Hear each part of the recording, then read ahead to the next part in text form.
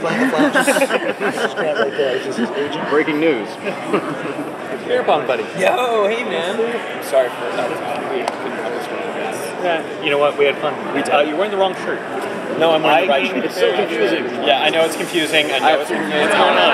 I have what socks do you have? I just have regular socks. Oh, I thought you said socks. No, Toms. I have also socks. Put on my Flash shoes. So you're in disguise. Yeah. I didn't want everybody to know. I had those same socks on yesterday. Oh, I like your style, Ben. thanks, man. So what was like the first time you got to see your character use his powers with all the effects and everything? Really cool. I mean, when you're shooting that kind of stuff on the day, you're not really that sure what it's going to look like, especially for the pilot. I had no idea what to expect. Now I kind of know when we're shooting. We're on episode 3 now, and when we're doing things, I kind of know what's going on. But yeah, I mean, the first time I saw it, it's really like raw in a way. It doesn't look too polished or like cheesy. I mean, it just looks, it's really cool. So I mean, it blew my mind. It was better than I expected, and I was expecting a lot. So High quality for TV. Yeah. Definitely. Is it kind of surreal having John as your father when you play the 90s Flash? yeah, and you know we're both from Norfolk, Virginia. Did you know that? Really? Yeah, our birthdays are like days apart, and there's just a lot of like weird like universe things going on there. And he's just the nicest, great actor.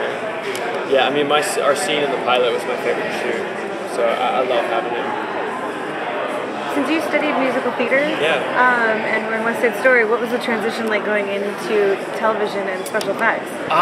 It was. I mean, I grew up like doing musical theater, but also like obsessed with action figures, and I would do frame by frame, like film frame by frame things as a kid, and I had a really weird, strange imagination.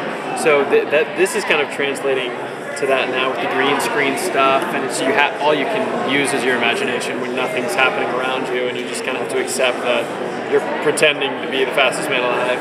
But the transition, I mean, out of theater to TV was kind of easy and nice for me because Glee was my first TV job, and I went from doing the Broadway tour of West Side Story to like on a Thursday night to shooting or Friday night, and I was shooting Monday morning on Glee, and it was kind of overwhelming, but it was, I think, the easiest possible transition to TV I could have had because of the nature of Glee and the nature of my training.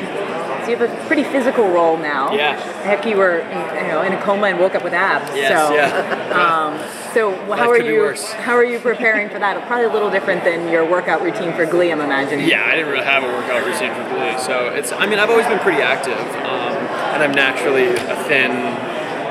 I look like a runner, so I mean it's not hard for me to maintain this body type. I mean I'm just lifting some weights when I can, just to keep on as much size as I can with the shooting schedule we have, and I mean it's pretty easy for me to stay lean and kind of cut up. So I train in the mornings when I can before I shoot. It's nothing like what Steven does for Arrow. Yeah. He's insane. What is the... Sorry guys, I need to pull him. Oh no, I'm sorry. Good luck shooting.